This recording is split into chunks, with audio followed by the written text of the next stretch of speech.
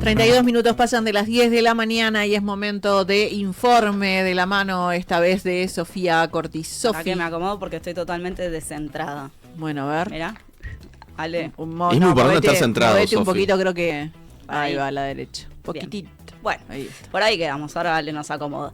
Sí, hoy yo decía tempranito que no era un petit informe porque tenemos bastante para conversar en el plano regional y concretamente nos vamos a Brasil. Sí. Porque todo este tiempo ha estado bastante movido para nuestro país vecino a raíz de los embates de Donald Trump, justamente con los aranceles que ha venido anunciando y que finalmente ha impuesto estos aranceles del 50% para Brasil, los más altos en la región, los más altos en el mundo, junto con los que se le impuso a India.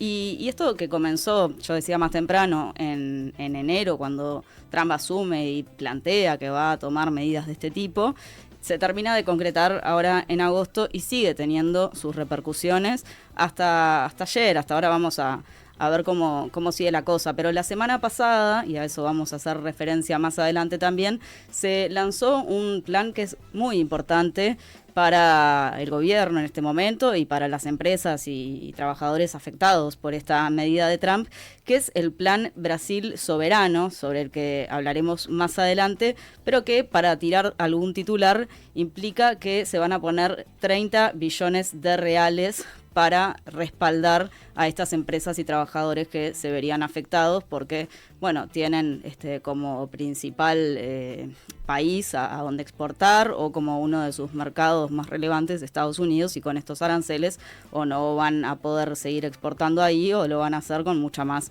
dificultad. Pero esto no quedó solo en materia arancelaria, porque Trump ha seguido atacando de distintas maneras, metiéndose con Brasil, sin ir más lejos, ya en este mes también, el 11 de agosto, al referirse a la seguridad en Washington, Estados Unidos, Trump comparó la ciudad con varias ciudades latinoamericanas, afirmando que la capital estadounidense es más peligrosa para vivir que lugares como Bagdad, mencionó, pero también Ciudad de Panamá, Brasilia, San José, Bogotá, Ciudad de México o Lima. Y dijo, ¿quieres vivir en lugares así? No lo creo, no lo creo. Por otro lado, el informe anual sobre derechos humanos del Departamento de Estado criticó a Brasil y Sudáfrica, pero redujo las críticas a Israel y a El Salvador. ¿No? Muy objetivo el informe que hicieron por allí en el Departamento de Estado. También dijo que la situación de los derechos humanos en Brasil empeoró durante el año. Brasil socavó el debate democrático, dice el informe, al limitar el acceso a contenidos en línea que consideraba que socavaban la democracia, suprimiendo de forma desproporcionada el discurso de los partidarios del expresidente Jair Bolsonaro. Así que ahí teníamos, bueno, otra cuestión que mete Trump, ¿no? Por un lado, sus comentarios sobre Brasilia y la seguridad. Por otro lado, el informe del Departamento de Estado hablando del deterioro en los derechos humanos ahora durante el último año en Brasil, cuando como contrapunto ponía en El Salvador no se encontraron informes creíbles de abusos significativos contra los derechos humanos, al tiempo que afirmó que el gobierno tomó medidas creíbles para identificar y castigar a los funcionarios que cometieron abusos contra los derechos humanos. Ese es el nivel que se está manejando en el informe.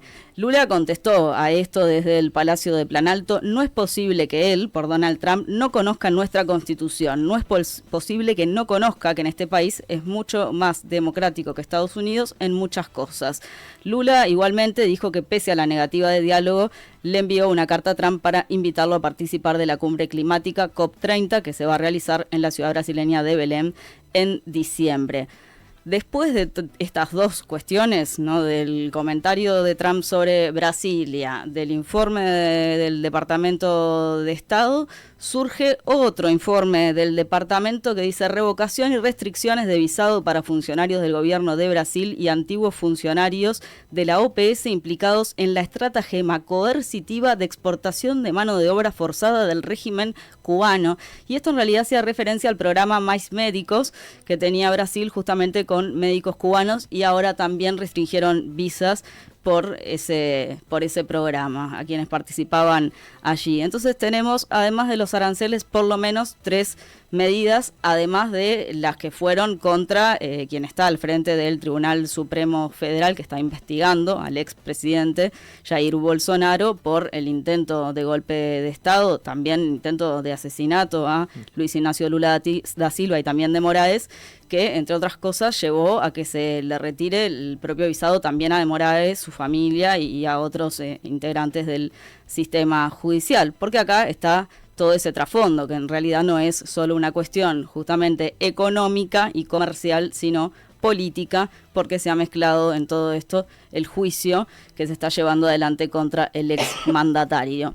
Si hacemos un muy breve repaso, voy rapidito por acá, pero cómo arranca todo este historial del tema de los aranceles. El 12 de marzo, Trump ya había anunciado aranceles del 25% a las importaciones de acero, aluminio y otros productos. Y eso ya afectaba a Brasil porque Estados Unidos es el segundo proveedor, Brasil, es el segundo proveedor de acero de Estados Unidos después de Canadá. O sea que ahí ya tuvo un impacto que otros países no tenían en ese momento. Cuando esto ocurrió, Lula respondió: si graban el acero brasileño, reaccionaremos comercialmente, denunciaremos ante la Organización Mundial de Comercio o impondremos aranceles a los productos que importamos de ellos. Además, en un evento en Minas Gerais, expresó el 11 de marzo: no sirve de nada que Trump siga gritando desde allá, porque aprendí a no tener miedo a una cara fea. Háblame con calma, háblame con respeto, porque aprendí a respetar y quiero ser respetado, dijo. Y si bien Trump hablaba de los aranceles desde su asunción en enero y en marzo hizo estos anuncios referidos al acero, como decía más temprano, es el 2 de abril que llegan los famosos anuncios para todos los países en aquello que Trump dio en llamar el Día de la Liberación, que recordarán que están las fotos de Trump con toda la planilla, aquella especie de pizarra que llevó con estas medidas unilaterales que iba a llevar adelante. Y en ese momento Brasil tenía el mismo arancel que iba a ser aplicado a la mayor parte de los países de América Latina, también a nosotros, del 10%. En ese momento se trabajaba en Brasil en una ley justamente que permitiera que Brasil tomara algunas medidas arancelarias con países puntuales y no con todos, siguiendo un régimen de la Organización Mundial del Comercio que estaba vigente, y en realidad se pensaba en alguna de estas fórmulas para defenderse más de posibles acuerdos con la Unión Europea que con Trump, pero a todo esto, bueno, quizás esa ley terminaba siendo útil a los efectos de trabajar ahora con Estados Unidos. Si bien hay que decir, Trump en ningún momento cerró las puertas al diálogo, él sigue aspirando a poder dialogar. Y en ese sentido, porque yo me lo pasaba por alto, pero quería antes de ir a este historial, a un video que tenemos de hace 2 días de Lula donde le sigue hablando a Trump y donde le plantea, bueno, ¿por qué es importante que se repiense este diálogo? Aqui é presidente que bota a mão na massa, pô. Veja, aqui eu estou plantando uma uva Vitória. É uma uva do Vale do São Francisco. Não adianta o presidente Trump taxar a nossa uva, porque, se for necessário, ela vai para merenda escolar, sobretudo que é uma uva sem semente. Então está aqui plantado e registrado o primeiro pé de uva Vitória no Palácio do Alvorada. Isso aqui não é fake news, nem inteligência artificial, estou com a mão suja mesmo de terra. A uva brasileira, desenvolvida por uma empresa chamada Embrapa, que é uma das maiores empresas, sabe, tecnologia agrícola do mundo. Por isso, presidente Trump, eu queria aproveitar esse sábado que eu estou plantando o pé de uva Vitória aqui no Palácio da Alvorada, um lugar que eu espero que um dia você possa visitar, a gente possa um dia conversar, para que você possa conhecer o Brasil verdadeiro. O Brasil do povo que gosta de samba, que gosta de carnaval, que gosta de futebol, que gosta dos Estados Unidos, que gosta da China, que gosta da Rússia, que gosta do Uruguai, que gosta da Venezuela. Nós gostamos de todo mundo. Agora, isso aqui é um exemplo. Eu estou plantando comida e não plantando violência e plantando ódio. Eu espero que um dia a gente possa conversar, presidente Trump, para o senhor aprender a qualidade do povo brasileiro. Bueno, una invitación allí. Una invitación a conversar. Yo sé que algunas cosas en portugués se pierden. Quienes estén mirando quizás sea más sencillo porque están los subtítulos, aunque sean en portugués, pero en definitiva sí, lo está invitando a dialogar y apostando justamente, él dice, yo estoy plantando, no planto violencia, no en esto de un mismo discurso, estaba pensando en la misma línea discursiva de Mujica cuando decía, Sí. no abono Sí. al odio, no, bueno, en mi jardín no, ¿cómo era? No siembro el Sí. odio, no. Pero bueno, Lupita con la compuesta. iba por ahí. Hay que aclarar en esto cuando hablamos de la balanza comercial, que una podría pensar, en realidad lo de los aranceles responde a que Estados Unidos está en desventaja con Brasil. No es así, en realidad la balanza es favorable para Estados Unidos. En la balanza comercial bilateral, que asciende a unos 80.000 millones de dólares, hay un superávit de 200 millones favorables a Estados Unidos. O sea que no respondería, como ha dicho Trump, a que se estaría viendo desfavorecido en los últimos años Estados Unidos frente a Brasil. Si bien fue drástico en su momento Trump con los anuncios el 2 de abril, esto iba a quedar en negociaciones, dijo después hasta el 9 de julio, con algunos países de hecho siguen las negociaciones. Sin embargo, esto lo vimos en su momento en el programa, hubo un quiebre en todo esto que fue la cumbre de los BRICS, ¿no? En Brasil, en Río de Janeiro, el 6 y el 7 de julio, que hizo que se anticipara una advertencia de Trump que escribió en sus redes: cualquier país que se alinee con las políticas antiamericanas de los BRICS pagará un arancel adicional del 10%, no habrá excepciones a esta política, o sea que al 10% se le iba a aumentar un 10% más. Y quizás recuerden que fue en ese momento que algunos integrantes de la derecha de aquí, de la oposición, plantearon que no había sido lo más adecuado que participara Yamandu Orsi, nuestro presidente, de ese encuentro, porque corría riesgo ahora de caer entonces en esta posible advertencia y verse afectado por los aranceles, cosa que no ocurrió.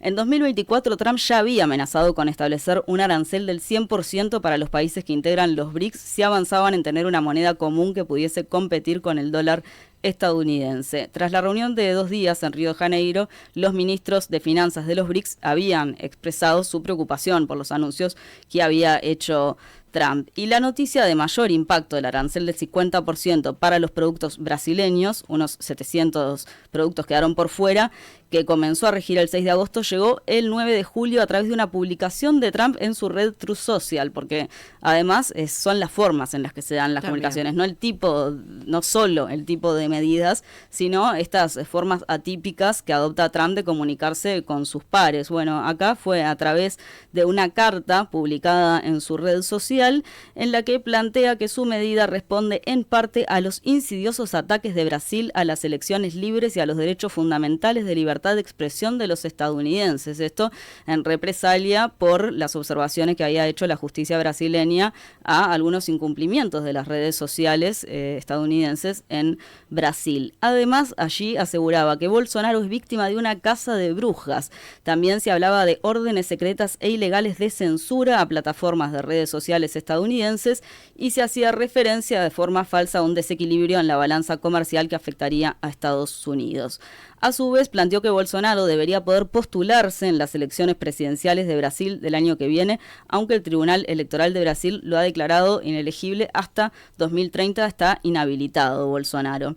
Y yo me comuniqué con un dirigente histórico del PT que hemos tenido acá en el programa, que fue además integrante de los gobiernos pasados de Lula, fue exgobernador del estado de Rio Grande do Sur, exministro de Educación y de Justicia de Brasil en los gobiernos anteriores, con Tarso Genro, para conocer qué lectura tenían de este tema y de las iniciativas, estas arancelarias de Donald Trump, a qué respondían.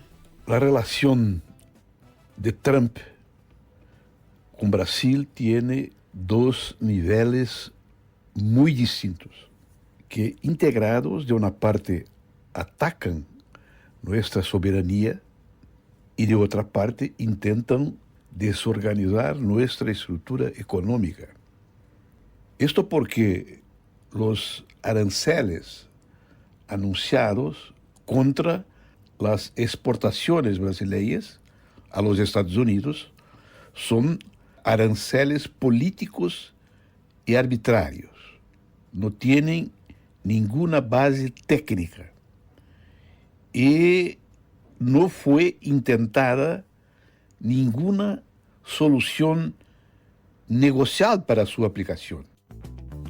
Bueno, acá no, hay dos factores entonces que no es solo la pata comercial, sino la parte política, esta otra pata, esta arista que se vincula con el exmandatario Jair Bolsonaro, porque además el hijo de Bolsonaro, Eduardo Bolsonaro, está en Estados Unidos, tiene muy buen vínculo con Trump y está intentando incidir en todo lo que puede para que efectivamente Trump tenga injerencia en lo que sucede en la interna de Brasil, en la justicia brasileña, a través del impacto en la economía.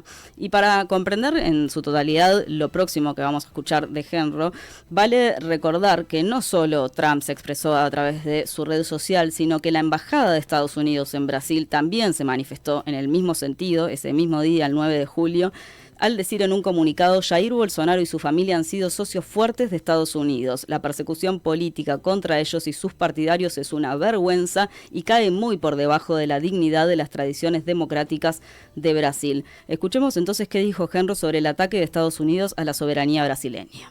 Hay una iniciativa política que es hecha por Trump para hacer la desmoralización de nuestro Estado de Derecho. O sea, un país extranjero, un país que tiene relaciones diplomáticas con nuestro país, hizo de su embajada en Brasil un centro de instabilización del proceso político brasileño y un centro de ataque a la Suprema Corte brasileña, que es, como se sabe, la corte que protege la Constitución, que es guardián de la Constitución. Esta situación para nosotros es inaceptable. Entonces hay una gran oportunidad en este momento de proporcionar entre nosotros una gran unión nacional contra esta postura imperial colonial de los Estados Unidos. En ese sentido, ha crecido junto a la población un sentimiento unitario que se da en torno de la presidencia de la República y en torno de la defensa de nuestra economía y de nuestras instituciones. Bueno, ya lo vamos a ver esto porque se ha ido fortaleciendo la imagen de Lula a lo largo de toda esta disputa con Donald Trump. Lula respondió el 10 de julio, entrevistado por TV Record: lo que Trump no puede hacer es pensar que fue elegido para ser el sheriff del mundo. Fue elegido para ser presidente de Estados Unidos. Puede hacer lo que quiera dentro de Estados Unidos. Aquí en Brasil, quienes mandamos somos nosotros, los brasileños. Y sobre este tema, sobre la soberanía, dialogué también con la licenciada en Relaciones Internacionales, con Viviana Barreto, ya también amiga de la casa, que hacía esta reflexión.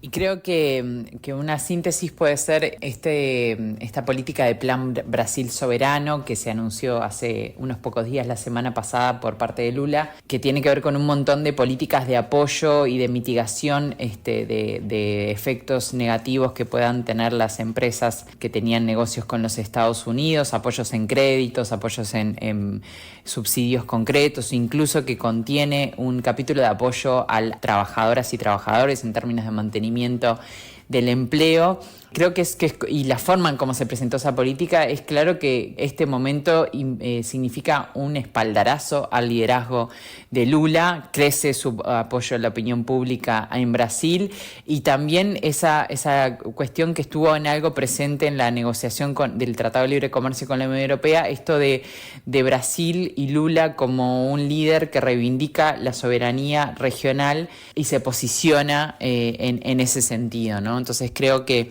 es algo que podemos ver y que, bueno, sería bueno saber qué de esa conversación en torno a la construcción de soberanía, y que podemos pensar en construcción de soberanía regional, puede permear, por ejemplo, en la próxima cumbre de Mercosur, que va a tener la presidencia de Lula.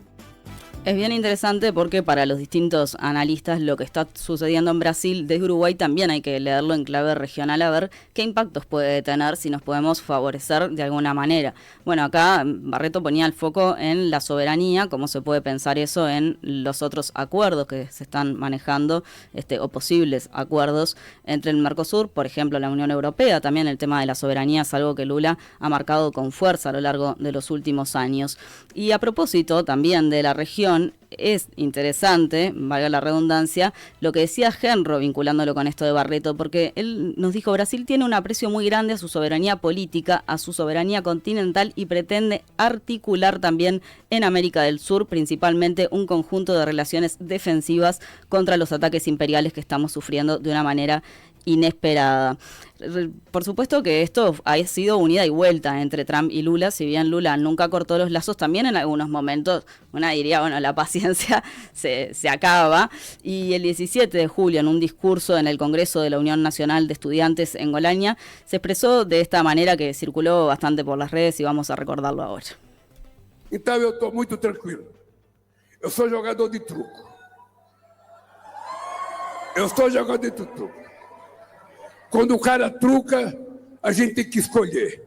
Eu corro ou eu grito seis na orelha dele. Então, eu tô jogando. Eu tô jogando. O Brasil gosta de negociação. O Brasil respeita a negociação. O Brasil respeita o diálogo. O Brasil não tem contencioso com nenhum país do mundo.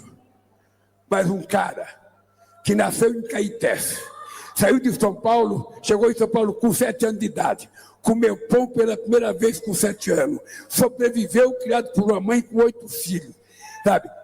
Chegou à presidência da República, não é um gringo que vai dar ordem a esse presidente da República. Não é.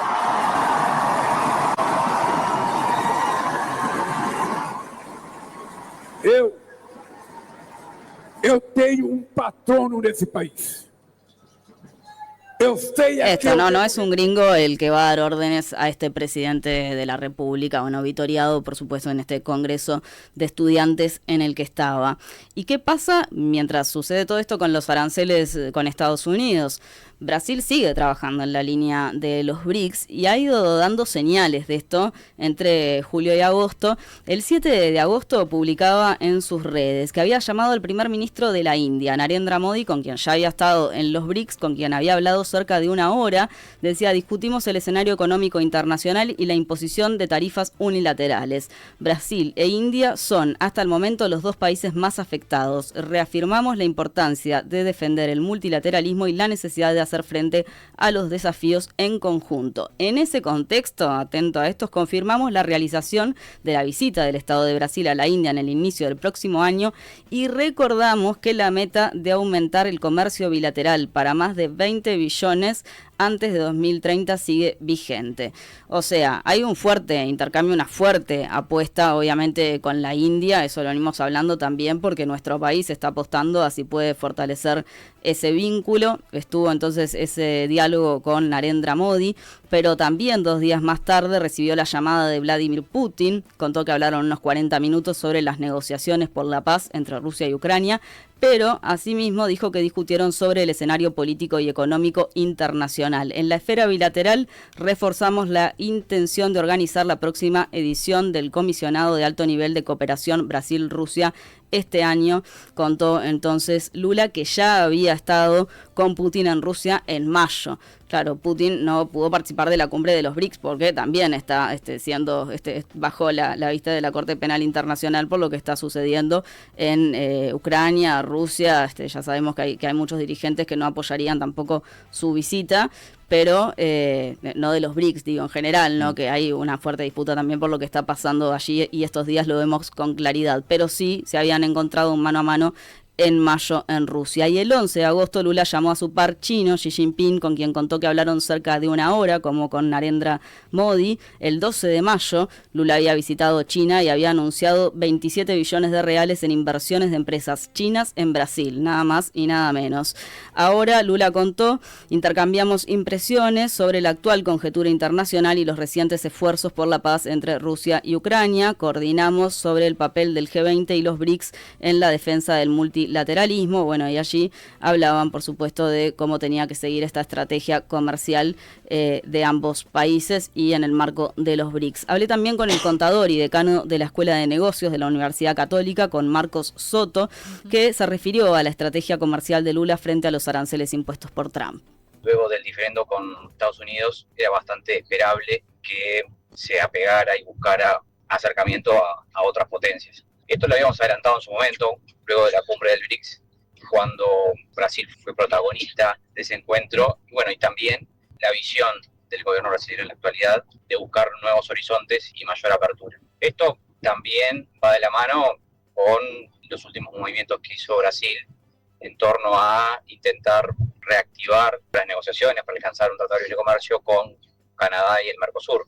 De algún modo, Brasil está respondiendo con mayor apertura, intentando generar flujos comerciales sur-sur o flujos comerciales que terminen de algún modo aislando a Estados Unidos. Además, la elección de los mercados con los cuales Brasil está dialogando cada vez más fuerte y con mayor profundidad son mercados hiper atractivos. China, estamos hablando de India, que hoy ya es el país más poblado del mundo y lo va a ser de acá hasta por lo menos en el año 2100, países que serán muy dinámicos desde el punto de vista demográfico y también desde el punto de vista económico. Y esto indudablemente puede abrir oportunidades para toda la región. Esto nos decía Marco Soto, pero también hablamos con Barreto del tipo de comercio que planea hacer que se viene dando entre Brasil, la China, cómo se puede mejorar este comercio también con la India, qué cosas se pueden intercambiar. Y si les parece, mientras escuchamos a Barreto, podemos, Ale, ir pasando las imágenes de que ha compartido justamente el gobierno de Brasil, balanza comercial, donde muestra cómo ha ido evolucionando su balanza comercial y cómo Estados Unidos ha ido quedando un poco en segundo plano, por lo menos en relación a China. En el aspecto comercial, es claro que Brasil identifica una oportunidad, sobre todo en el caso de India, donde el comercio recíproco, según lo que ha dicho el gobierno de Brasil, tiene potencialidad de crecer. Hay como una oportunidad de, entre comillas, diversificar o canalizar el comercio que podía ser afectado por los aranceles de Trump hacia otros socios. El Mercosur e India tienen un acuerdo de preferencias comerciales que tienen 20 años o más de 20 años y bueno, quizás es una oportunidad para mirar con más profundidad esa relación comercial. China es el principal socio comercial de Brasil, por lo menos desde el 2009. Y entonces, bueno, ahí es de esperar que siga profundizándose esa relación comercial, y en los últimos tiempos también esta lógica de China de disputar espacio comercial con Estados Unidos. Hay como un interés de una asociación que tiene más que ver con los aspectos tecnológicos, de tecnología, de inteligencia artificial, de satélites, que no estaban tan presentes en los flujos de inversiones o de comercio más tradicionales. Hay una pregunta que se abre, sobre todo con el comercio de China, es ¿cuáles son esas otras oportunidades de diversificar comercio y de generar relaciones comerciales no tradicionales, en el sentido de que promuevan transferencia de tecnología? Y para nosotros desde Uruguay, ¿qué potencialidad existe para que todos esos movimientos de ganancia o de apertura que está haciendo Brasil también de alguna manera repercutan positivamente en el Mercosur? Bueno, esto decía Barreto, y simplemente para cerrar, si podemos, Ale, pasar por ahí las imágenes del Plan Brasil Soberano, que es lo que termina anunciando Lula el 13 de agosto, que es a lo que hacía referencia al comienzo, de estos 30 billones de reales para respaldar a empresas y trabajadores afectados por los aranceles de Brasil, con el fortalecimiento del sector productivo, con protección a los trabajadores y con la diplomacia comercial y multilateral. Nos queda muchísimo más para analizar, claro, pero es un primer pantallazo de cómo viene la cosa por Brasil. Muchísimas gracias, Sofi. A ustedes. Estás escuchando Nada que Perder en M24. Sentí lo nuestro.